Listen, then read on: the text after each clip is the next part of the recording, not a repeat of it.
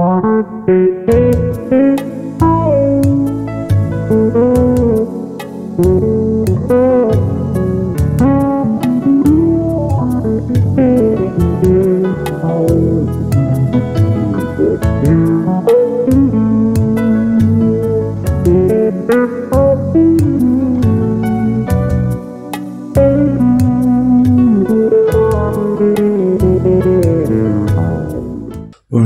Bonjour.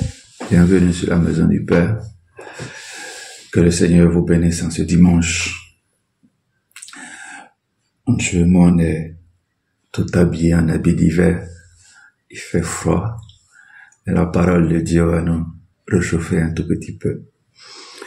Alors, pour réviser ce qu'on a déjà appris du Seigneur, le Seigneur nous a enseigné que il faille que nous comprenions le péché qui nous a séparés de Dieu. Et ce péché-là, c'est le péché originel, le péché que Adam et Ève ont fait. Si on va à Ésaïe 59, 2, il est écrit: mais ce sont vos crimes qui mettent une séparation entre vous et votre Dieu. Ce sont vos péchés qui vous cachent sa face et l'empêchent de vous écouter. Donc, ceci était notre état avant l'arrivée de Jésus. Quand tout un chacun de nous accepte Jésus dans sa vie, qu'est-ce que Jésus fait? En fait, il nous réconcilie avec Dieu le Père. Il nous réconcilie car nous ne pouvons pas le faire en tant qu'humains, en tant que création de Dieu. Donc nos efforts, en fait, à le faire tout seul, c'est ce que nous appelons religion. Et nous connaissons les limites de la religion. Nous ne pouvons pas revenir vers Dieu tout seul. Mais Dieu a créé le chemin. Et allons-y à 2 Corinthiens 5, versets 18 à 19 pour voir ce chemin. Et tout cela vient de Dieu, qui nous a réconciliés avec lui par Christ et qui nous a donné le ministère de la réconciliation. Car Dieu était en Christ, réconciliant le monde avec lui-même et n'imputant point aux hommes leurs offenses. Et il a mis en nous la parole de la réconciliation. Donc le chemin dont je parlais auparavant, ce chemin-là, c'est Jésus, qui nous réconcilie avec Dieu le Père. Alors, comment sommes-nous réconciliés avec Dieu quand il y a un problème appelé péché? Et il a fallu que quelqu'un efface ce péché, s'en débarrasse afin que l'espèce humaine soit réellement réconciliée avec Dieu. Et c'est ce que nous lisons au verset 21 du même chapitre, qui nous dit que celui qui n'avait point commis de péché, Dieu l'a fait devenir péché pour nous. Donc Jésus est devenu notre péché. Jésus a pris nos péchés à notre place. Et il a payé le prix. Donc, ce n'est pas fini. Tout ce qui est fait, c'est ce que c'est juste, on va dire, ce pont-là que Jésus a créé entre on va dire, entre nous et Dieu, lui étant le pont, nous-mêmes. Nous ne pouvons pas, par notre propre force, créer ce pont. C'est impossible si on dépend de notre propre volonté. C'est, comme je l'ai dit auparavant, c'est ce qu'on appelle la religion. Et on connaît les limites de cette religion. Nous pouvons faire tout correctement, selon la Bible, mais cela peut ne pas nous réconcilier avec Dieu. S'il n'y a pas Jésus là-dedans, cela peut ne pas nous réconcilier avec Dieu. Donc, Jésus a dû payer le prix parce que nous avons péché. Et nous sommes nés dans le péché. Et Jésus est né d'une vierge sans le péché originel. Et c'est ça la différence. Alors, lui, il a pu payer le prix. Et nous ne sommes pas qualifiés pour payer ce prix. Même si nous faisons tout correctement, nous ne pouvons pas payer ce prix. Mais il faut comprendre qu'il y a une limite à notre volonté. Jésus a dû le faire. Nous sommes comme l'ordure du monde, car nous ne pouvons pas le faire nous-mêmes. Dieu nous aide, il nous donne le pouvoir, et à cette fin précise, il nous a donné le Saint-Esprit. Certains d'entre nous ne veulent pas être purifiés. Nous ne soumettons pas à la sanctification. Et ça, c'est un problème.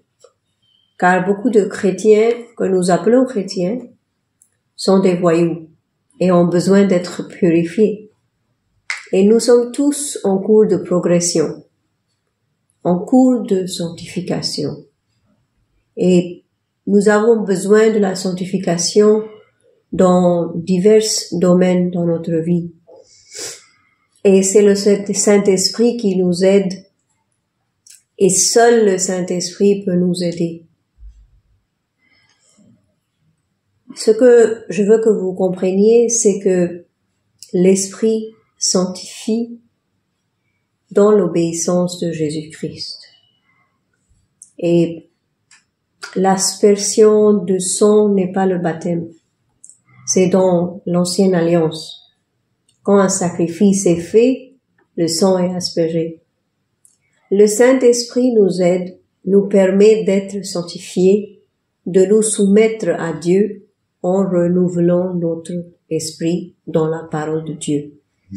Si on lit dans Jean chapitre 17, verset 17, il est écrit « Sanctifie-les par ta vérité, ta parole est la vérité. » Alléluia.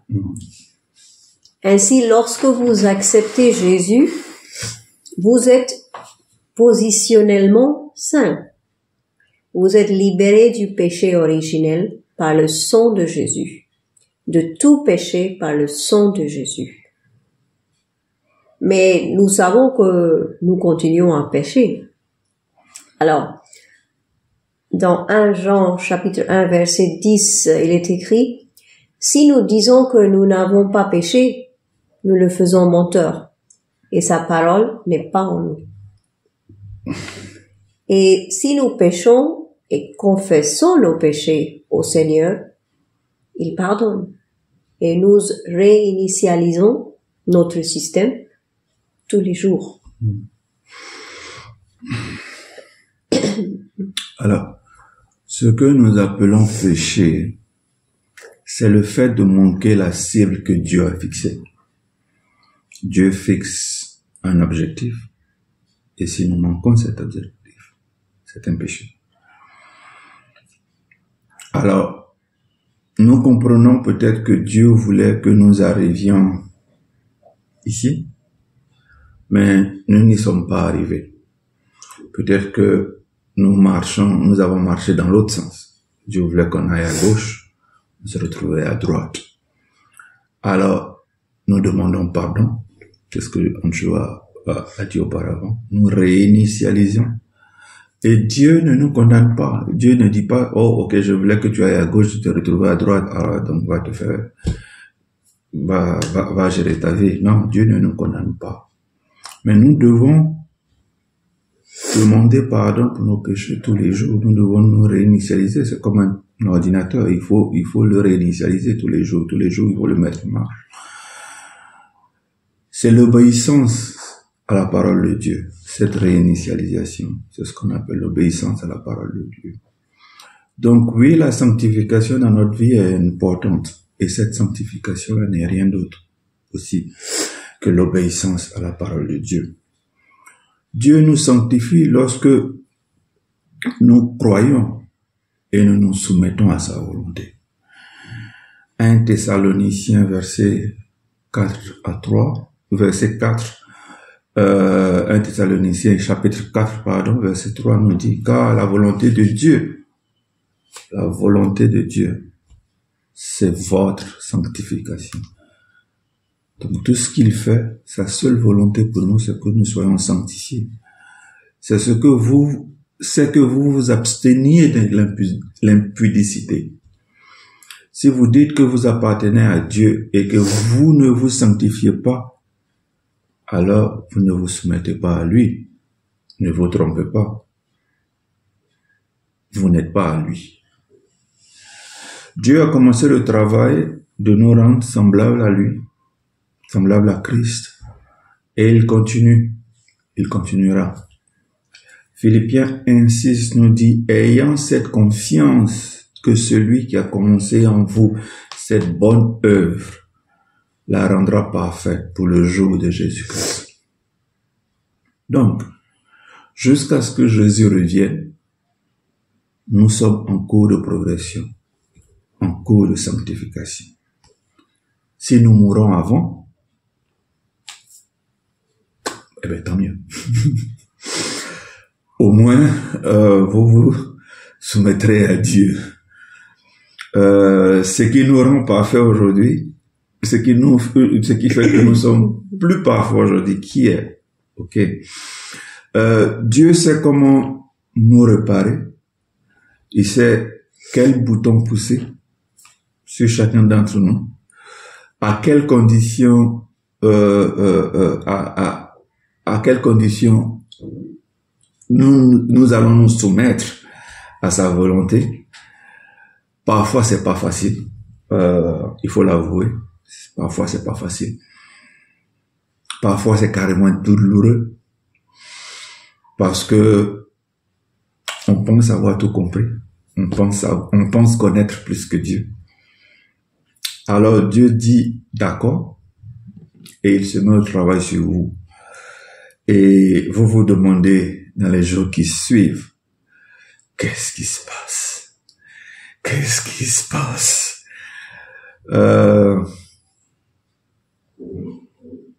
Vous ne pouvez pas tromper Dieu. Ok? Si vous dites à Dieu, utilise-moi, Dieu va s'assurer que avant de vous utiliser, il va se débarrasser de quelques extra ou alors surcharge de bagages que nous avons. Et ceci fait part de la sanctification. Mais nous, en tant que croyants en Christ, nous devons poursuivre la sanctification sérieusement. 1 Thessaloniciens chapitre 5, verset 23 nous dit que le Dieu de paix vous sanctifie lui-même en tout entier, et que tout votre être, l'esprit, l'âme et le corps soient conservés irrépréhensibles lors de l'avènement de notre Seigneur Jésus-Christ. Amen. Alors, j'en ai parlé avant, quand Jésus vient, ne soyez pas honteux. C'est bien si vous avez péché, mais remettez-vous en selle. Pourquoi n'êtes-vous pas honteux? Parce que vous vous soumettez à Dieu et non en raison de tout mérite que vous avez. Oui. Évidemment, vous devez faire quelque chose à ce sujet. Et ce n'est pas seulement Dieu seul qui va appuyer un bouton et quelque chose se produirait en vous. Vous devez décider d'abord de ne pas vouloir ces choses qui sont contraires à la parole de Dieu. Pourquoi? Parce que je veux aller au ciel.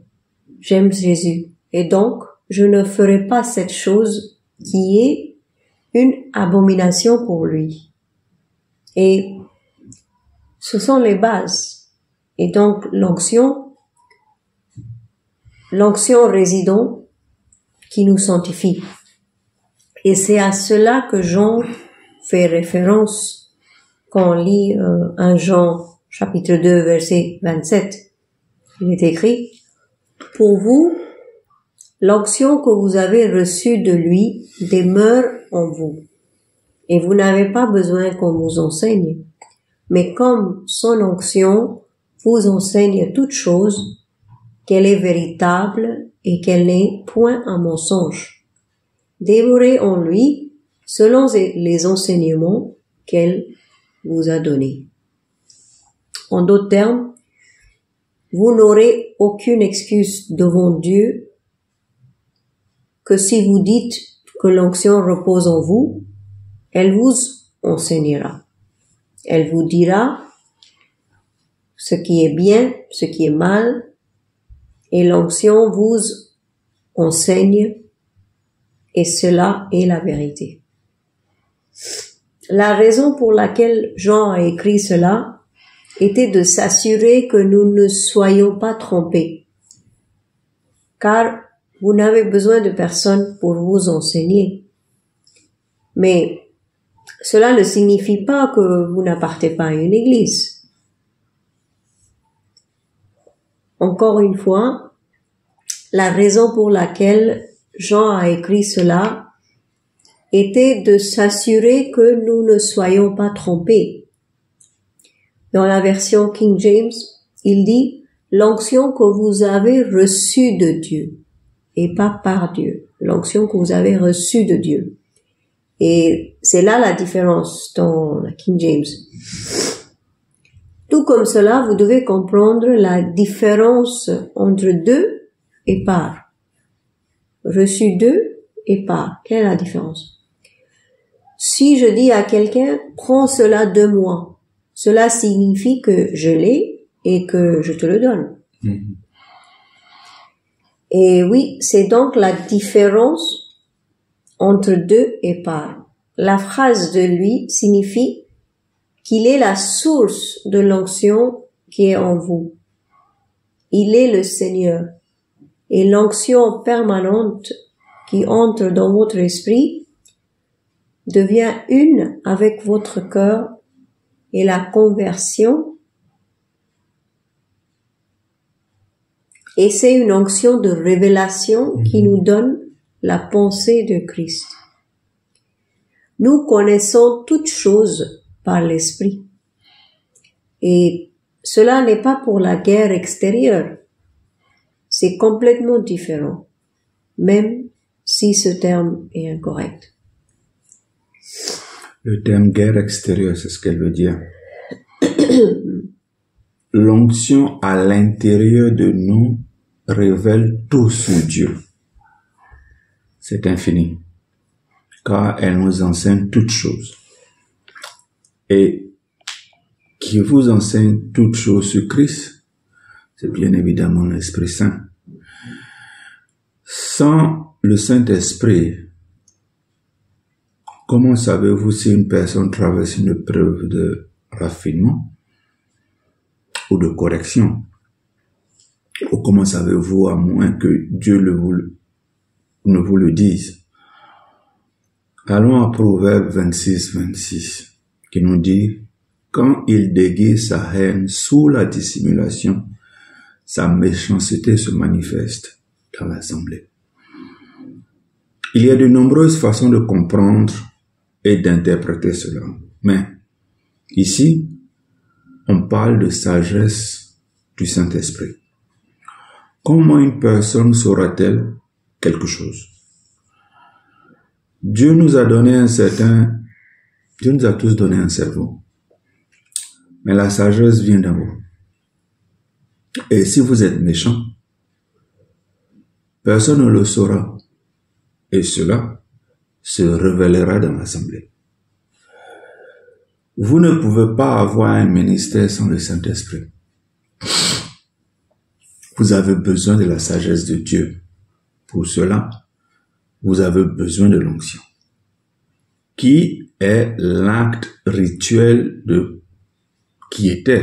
on va dire, parce que l'acte rituel de verser de l'huile aromatique sur la tête d'une personne, qu'on lit dans l'Ancien Testament, Lévitique par exemple, Lévitique 8:12, il dit, il versa de l'huile d'onction sur la tête d'Aaron et l'oignit pour le sanctifier.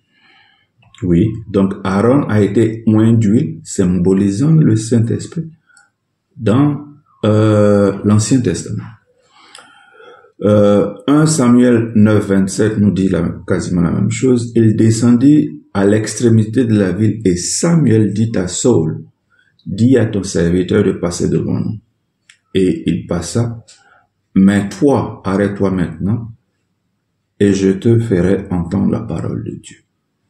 Au chapitre suivant, il dit ensuite, Samuel prit un flacon d'huile, le versa sur la tête et le pesa en disant, n'est-ce pas parce que l'Éternel t'a oint pour que tu sois le chef de son héritage?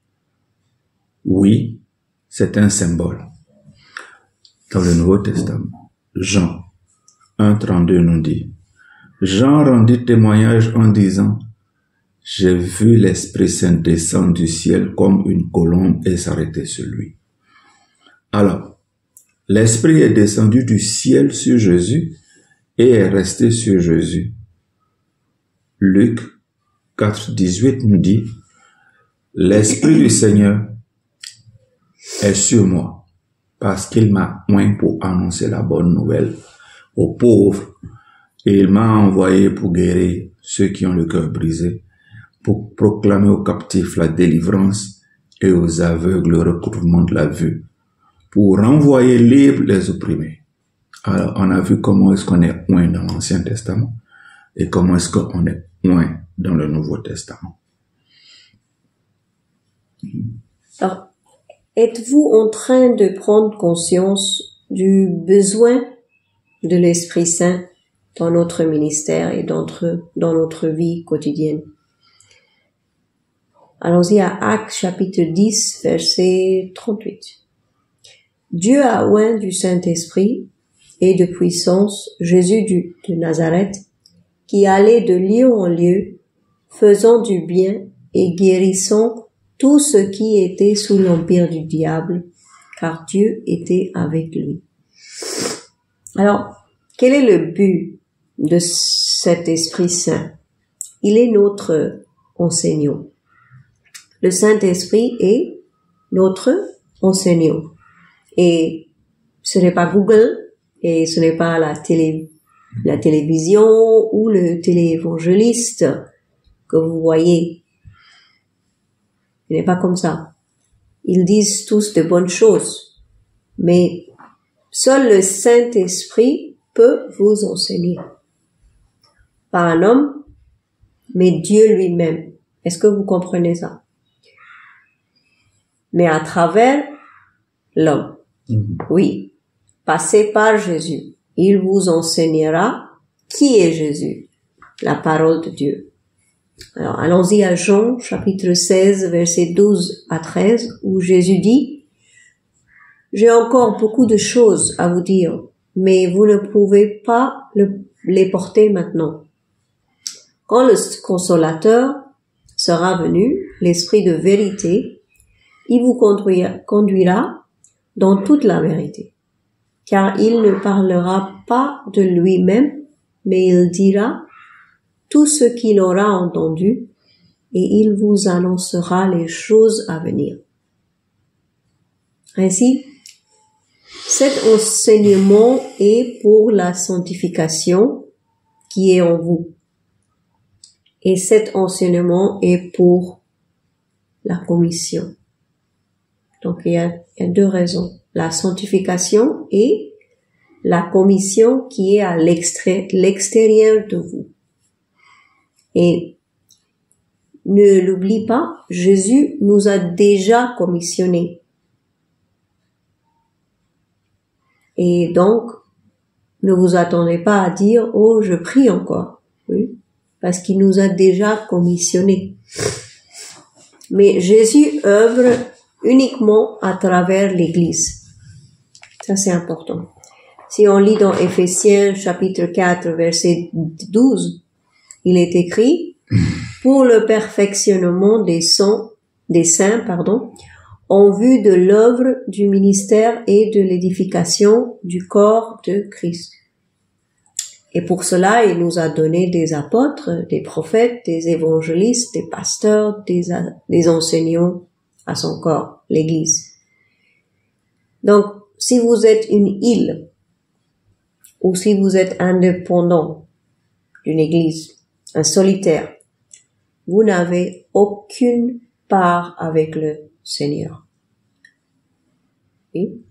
Donc, soyez prudents et ne vous laissez pas tromper. C'est à cela que j'en fais référence. Cette onction en vous qui vous enseignera toutes choses, et l'onction par lui est distincte de l'onction de lui. Est-ce que vous comprenez? Donc, l'onction par lui est distincte de l'onction de lui. Celle de lui est l'onction intérieure que nous venons de lire dans 1 Jean chapitre 2, 27. Et celle par lui est l'onction extérieure. Pour le ministère décrit en Acte 1, 8. Si nous lisons ça, il est écrit: mais vous recevrez une puissance, le Saint-Esprit, survenant sur vous, et vous serez mes témoins à Jérusalem, dans toute la Judée, dans la Samarie, et jusqu'aux extrémités de la terre. Alors, ne confondez jamais l'un avec l'autre. L'onction de lui et l'onction par lui. Et beaucoup de gens ont des problèmes parce qu'ils ont mal compris cela, ou ne l'ont même pas compris correctement. Oui. Donc, on a l'onction de lui et par lui, pour la sanctification et pour la commission. Donc, si vous avez des questions, demandez pour comprendre personnellement et dissiper tous les doutes. Bon dimanche à vous. Bon dimanche à vous. Que le Seigneur vous garde. Au revoir. Au revoir.